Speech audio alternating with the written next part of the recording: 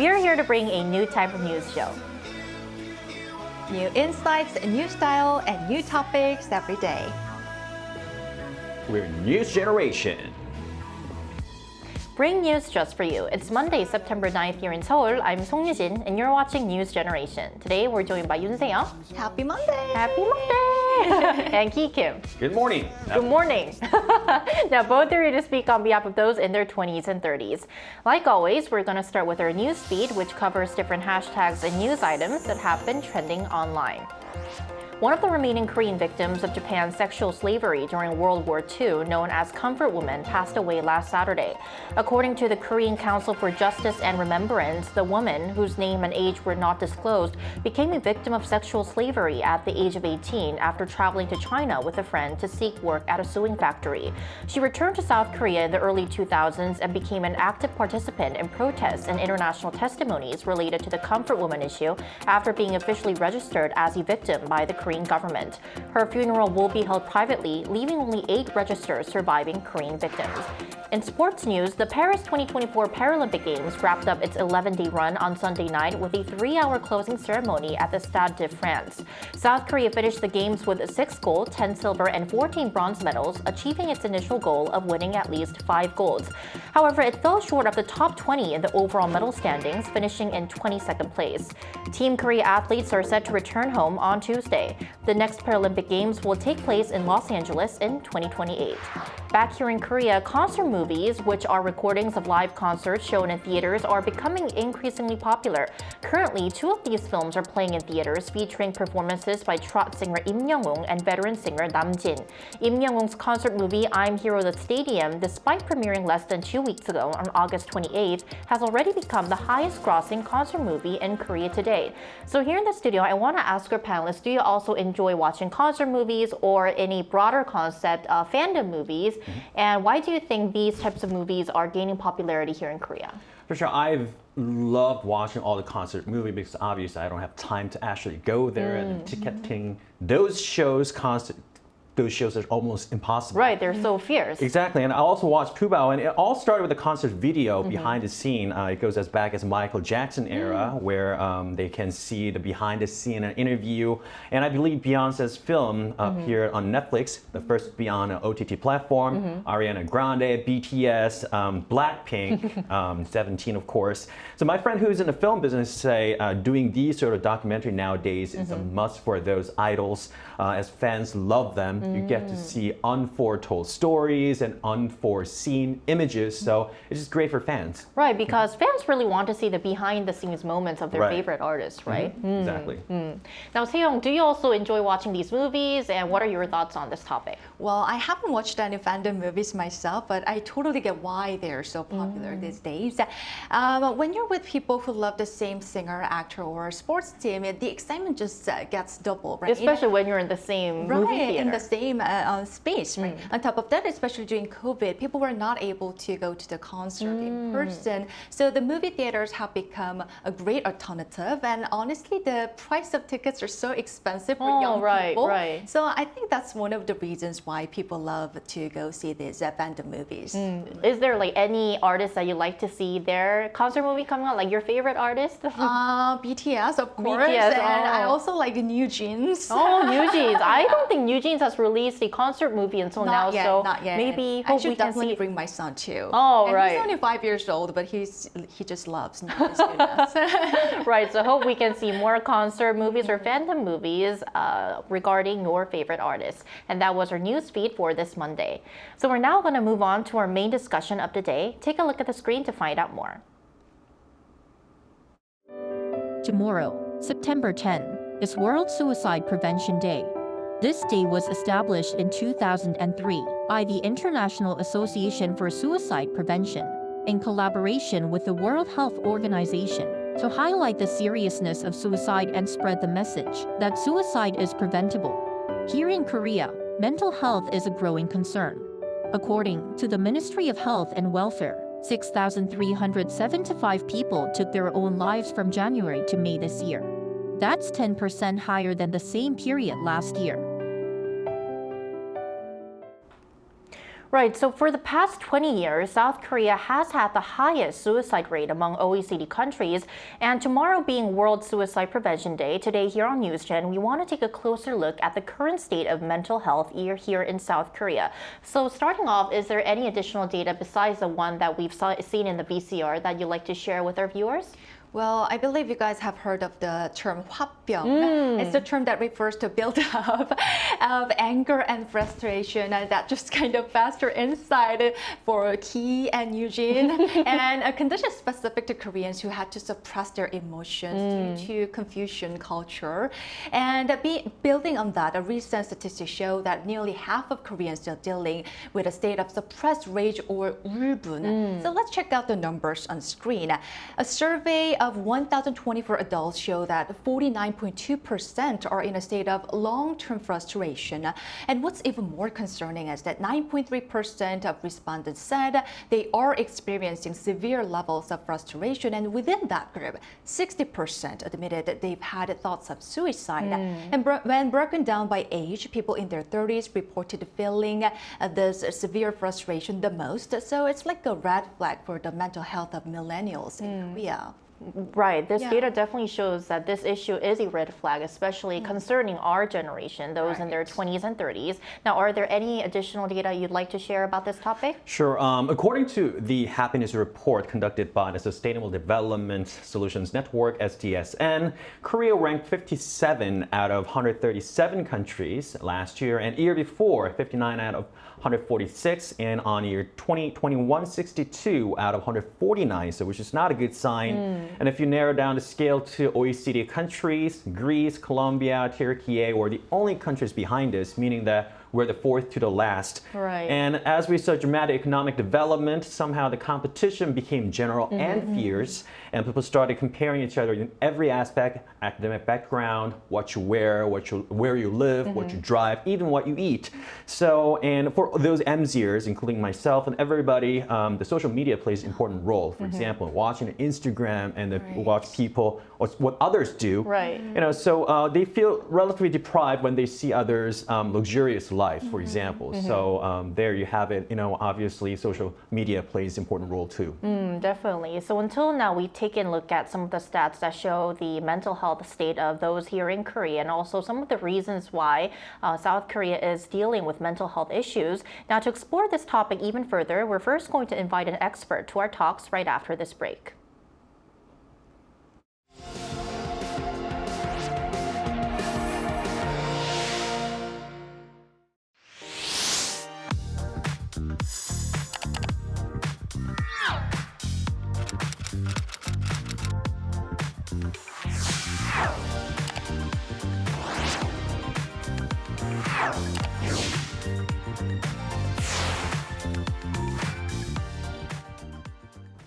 Right, so for our interview today, we're joined by Choi Hee-seung, a professor of psychiatric mental health nursing at Seoul National University's College of Nursing. Welcome, Professor, to the show. Thank you. Thank you for having me. Thank you for joining us. So our first question for you today is, as mentioned earlier in our discussion, there is a significant rise in anger and frustration among those living in Korea, a feeling often referred to as ulbun here in the country. So what do you think are some of the key factors triggering this emotion?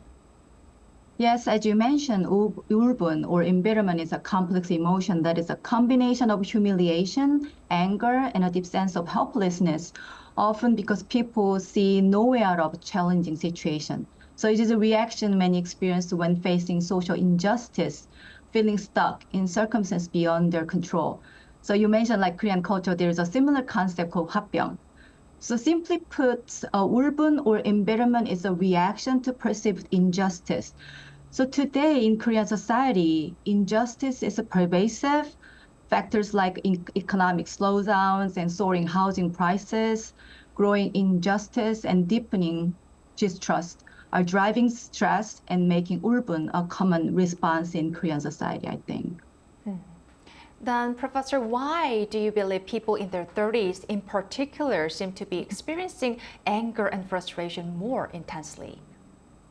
You know, adults in their 30s juggling careers and personal relationships are facing intense competition.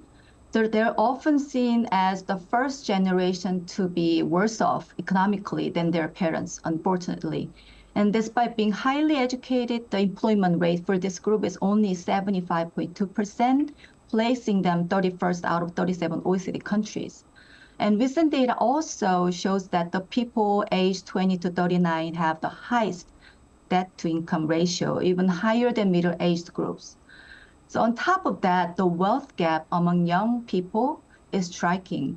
Those in the top 20% of asset holders have 35 times more wealth than those in the bottom 20%, highlighting how socioeconomic status is often inherited. So due to all these circumstances, people in their 30s in particular may perceive injustice and unfairness more acutely or intensely than any other age group, making them more prone to feelings of anger and frustration. Thank you, Professor Choi. And another question is, all the emotions we have explained so far potentially can they lead to a suicidal behavior? And what other major factors do you see could be contributing factors to create such a high suicide rate? Yeah, let me talk about the impulsivity and anger linked to embitterment first. So the impulsivity and anger are critical in understanding the heightened risk of suicide. And research shows that this emotion can increase suicide risk by 2.45 times, even when accounting for other factors. So when these feelings are accompanied by depression, the risk is heightened further, particularly when the mental health problems are not treated in time. And another key factor is the relative deprivation. You mentioned, a few minutes before. So feeling that you're worse off compared to others around you. So this sense of deprivation not only fuels anger, but can also lead to sense of hopelessness and social isolation, and further intensifying feelings of despair and the risk of suicide. And last but not least, Professor, from your perspective, what policies or support measures should be in place to help prevent suicide and lower down Korea's high suicide rate? The most important thing, first, early detection and treatment of mental health problems are key to preventing suicide. So expanding access to affordable mental health care and creating systematic and continuous services for young adults is essential. And trained professionals who can identify suicidality early and apply effective retention strategy also play a crucial role in saving lives. Effective retention strategies are particularly crucial, I believe, for young adults who often have limited time and resources. And second, as I mentioned, economic pressure and social inequality also play significant roles in fueling embitterment and suicide. So data from Ministry of Health and Welfare and the Korea Foundation for Suicide Prevention analyzing suicide deaths between 2015 and 2023 revealed that nearly half of the victims have monthly income of less than 1 million won, with 23.8% having no income at all at the time of their deaths. So alleviating financial stress through initiatives like affordable housing program, student loan forgiveness, and support for the unemployed is crucial to reducing this pressure. And lastly, reducing the stigma surrounding mental illness and raising awareness about suicide preventions are equally important. So last Saturday, I joined the Walking the Night for Life suicide prevention campaign. It was inspiring to see thousands of people walking, including like parents with their kids, and walking together to fight against suicide. So efforts like this, along with ongoing public conversations about mental health, can lead to increased resources and improved well-being in Korea. Definitely. Hope we can see more of those efforts and changes in the future. All right, Professor, thank you so much for your time today. We really appreciate it. Thank you very much. Thank you. Right, so Professor Choi really elaborated this well, but I'd like to ask the same question to our panelists. What do you think are some of the other major factors that are contributing to Korea's high suicide rate? You know, when it comes to what leads someone to consider this tragic way to end his or her life, I think there are so many factors. It could be mental health issues like depression, physical illnesses, or financial struggles like Professor Chen mentioned, or even family conflict. And what's noteworthy is that the reasons for these extreme choices can differ by age group. For example, a report from Statistics Korea showed that teens to people in their 30s often feel suicidal because of illnesses or depression. And when you think about where all this depression comes from, I think it's tied to this general sense of anxiety about life and the overwhelming pressure of having to deal with it all on your own. And I think it starts from a very young age with the intense competition in schools and the feeling that you're always being judged by others. He mentioned you kind of like before. to feel you have to be the best among others, right? And it's also unfortunate, but there's this social atmosphere where if you don't meet certain standards, it feels like you've somehow failed in life. And that kind of mindset can weigh heavily on people. Right, this type of mindset or societal atmosphere could be contributing to Korea's relatively high suicide rate. Now, what could be some other factors, Key? Well, also many famous figures committing a suicide, and these sort of different depressing news do cause emotional damage, and even some of the fans try to follow their star's path. Take Japan, for example. About 25 years ago, there was a famous visual rock group called X Japan, and the lead guitarist all of a sudden died, and 3 fans followed. 120 fans fainted at his funeral. And also in 1986, about 40 years ago, there was a famous actress named Okata Yukiko. She was super famous back then. All of a sudden committed suicide after 2 years of debut. And 31 young high school students 31? Wow. followed her path within just 2 weeks. It became a huge issue worldwide. So, and also COVID-19 was vital. You're stranded at a house, reluctantly, your income decreased, ostracized from the community. And these could be contributing factors for the depression, for sure. Right, definitely. Now, the factors may vary, but it is true that our generation, the younger generation, are struggling with these negative emotions, which has led to some people even attempting to take away their own lives. Now, in order to resolve the situation, the Korean government has been taking steps to try to prevent suicide. So what measures have been implemented so far to help reduce Korea's high suicide rate? Well, the government is taking this issue very seriously as well and working on various solutions. And one big change is that in the past, there were multiple different suicide prevention hotlines, which made people hard to remember. Like which number I should dial? In a crisis.